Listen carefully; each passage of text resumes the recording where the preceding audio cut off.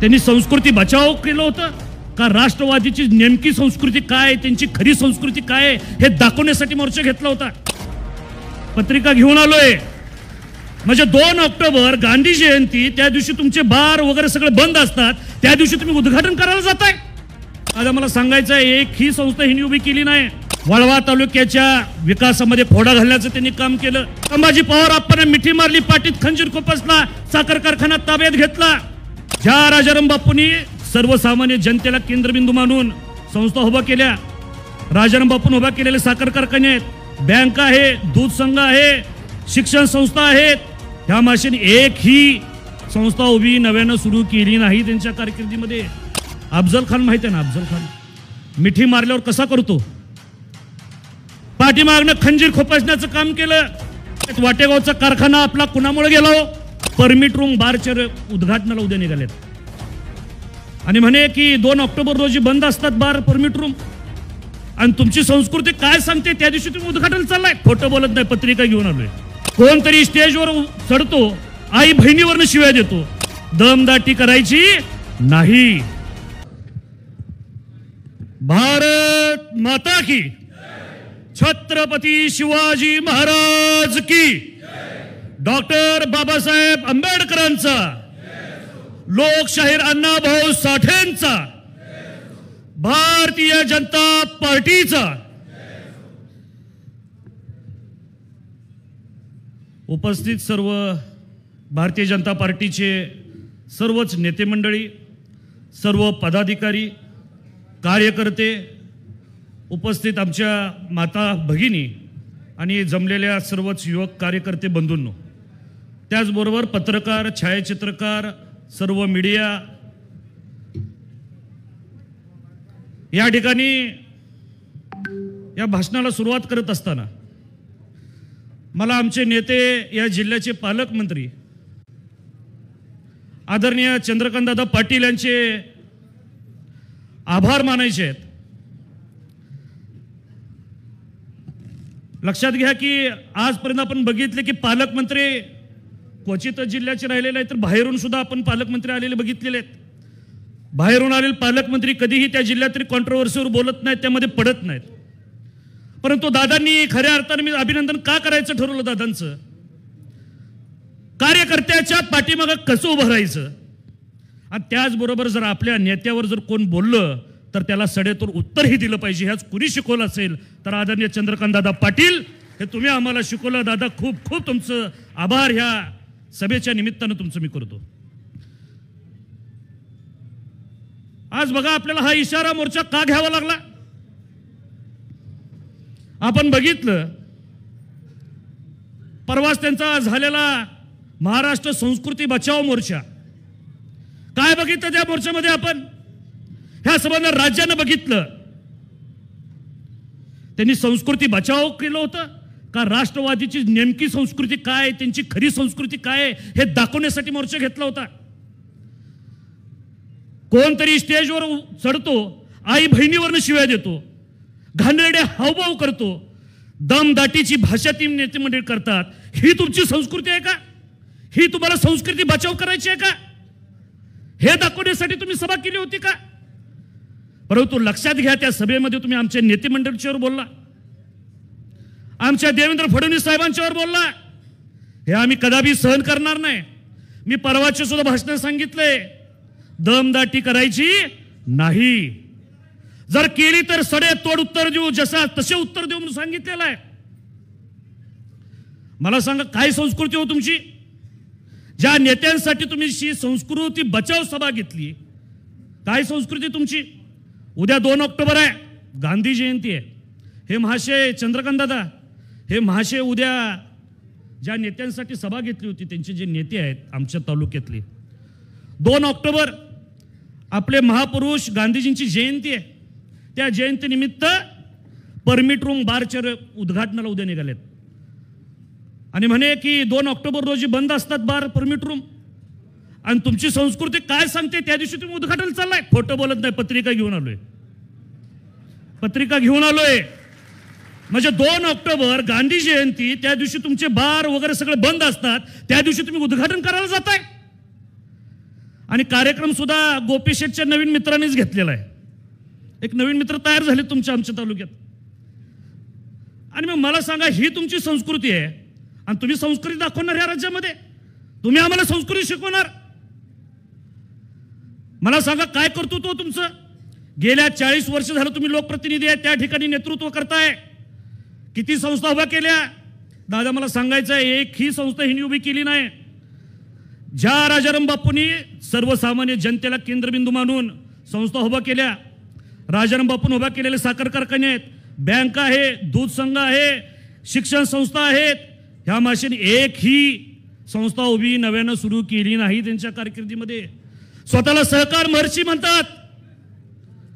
उलट वाळवा तालुक्याच्या विकासामध्ये खोडा घालण्याचं त्यांनी काम केलं. आणि मी या ठिकाणी काहीतरी येतोय त्यांचा विरोधक म्हणून बोलणार नाही, या ठिकाणी पुराव्यानिशी बोलतोय. आमच्या सहकारी संस्था त्या ठिकाणी ज्या नेते मंडळींनी उभा करण्याचा प्रयत्न केला त्यांना खोडा घालण्याचं ह्या महाशयांनी काम केलेलं आहे. या ठिकाणी चिमणभाऊ डांगे या ठिकाणी उपस्थित आहेत, बसलेले आहेत. वाटेगावचा कारखाना आपला कुणामुळे गेला हो? गेला ना. या ठिकाणी आदरणीय एन डी पाटील साहेबांनी सुद्धा एक सहकारी साखर कारखाना त्या ठिकाणी उभा करण्याचा प्रयत्न केला ढवळीला, तोही त्यांनी तिथं त्या ठिकाणी फोडून काढला. अण्णासाहेब डांगेंचा टाकव्याचा कारखाना, त्याचबरोबर विलासराव शिंदे साहेबांचा कारखाना, आणि त्याचबरोबर या ठिकाणी कारखाना जो आमच्या बिजली मल्ल माजी आमदार त्या ठिकाणी असणारे कैलासवासी पैलवान संभाजी पवार साहेबांनी जो कारखाना उभा केला, तो सुद्धा अफजल खान माहिती आहे ना? अफजल खान मिठी मारल्यावर कसा करतो, पाठीमागनं खंजीर खोपसण्याचं काम केलं. संभाजी पवार आपण मिठी मारली, पाठीत खंजीर खोपसला, साखर कारखाना ताब्यात घेतला. म्हणजे त्यांच्या तालुक्यात त्यांच्या मतदारसंघात कोणी कारखाने उभे करायचे नाहीत. कारखान्यात उभा करायला गेले तर असं काहीतरी आडवं घालायचं. ह्या पद्धतीनं तुमची त्या तालुक्यातली वाटचाल.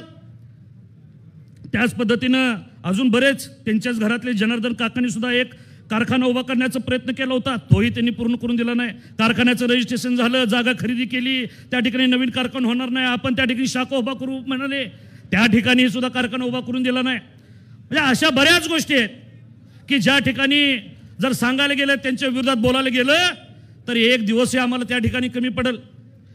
याच विरोधात आदरणीय देवाभाऊंच्या तुम्ही विरोधात बोलता, देवाभाऊंना शिव्या घालता. जे तुम्ही करू शकला नाही ते वाळवा तालुक्यामध्ये देवाभाऊंनी करून दाखवलं, तेही कसं सांगतो. आजपर्यंत राजाराम बापूंचे पुतळे उभे राहिले, आम्हाला अभिमान आहे, उभारले पाहिजेत.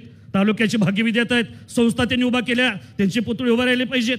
परंतु आमचा वाळवा तालुका थोर पुरुषांची खाण आहे बंधूंनो.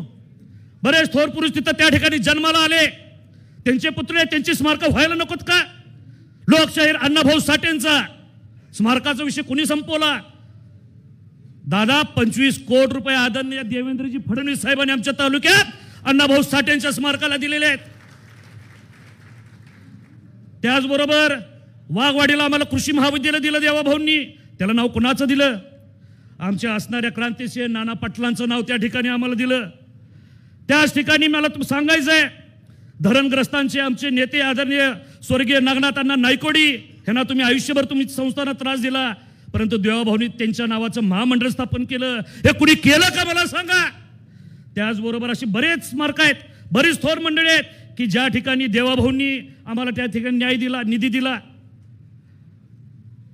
या ठिकाणी अजून सांगायचं, आजची जर बातमी वाचली असेल, अहिल्यादेवी होळकरांचा आम्ही मोठा पुतळा, मोठं स्मारक उभं करू. त्यांना आज सुचलं. गेल्या अनेक वर्ष आमच्या तालुक्याचं प्रतिनिधित्व तुम्ही करताय, कधी दिसल्या नाहीत का तुम्हाला अहिल्यादेवी होळकर? आताच कशा काय दिसल्या? आमचे चिमणभाऊ अण्णासाहेब डांगे इकडे आले म्हणून दिसले का? भाऊ जरा तुम्ही उशीर केला, 20 वर्षे. जर तुम्ही 15-20 वर्ष अगोदर आला असता तर अगोदर पुतळा त्यांनी केला असता. पण असू द्या. त्या ठिकाणी कशी फसवागिरी सुरू आहे बघा. त्या ठिकाणी असणाऱ्या अहिल्यादेवी होळकरांचा पुतळा नव्यानं स्थापित करणार म्हणून सांगितलं, त्याला जागा कुठली देणार म्हणून सांगितलेलं आहे.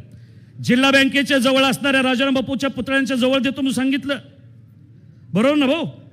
आणि तोच शब्द अण्णाभाऊ साठेंचा सुद्धा पुतळा बसवायचा आहे, त्यालाही तिथंच जागा देतो म्हणून सांगितलेलं आहे.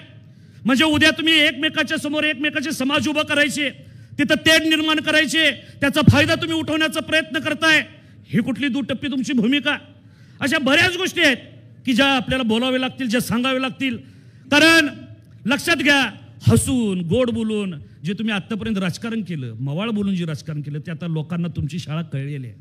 म्हणून तुम्ही जाल त्या ठिकाणी तुम्हाला आता त्या ठिकाणी लोक थारा देत नाहीत. सांगली महापालिका एकदा तुम्ही ताब्यात दिली, परत तुम्ही त्यांना संधी त्या ठिकाणी दिली नाही. बघा, शिराळा विधानसभा मतदारसंघ त्यांच्या विचाराचा होता, तोही त्या ठिकाणी आमचे सत्तेभाऊ आमदार झाले. ईश्वरपूर नगरपालिका त्यांच्या विचाराची राहिली नाही.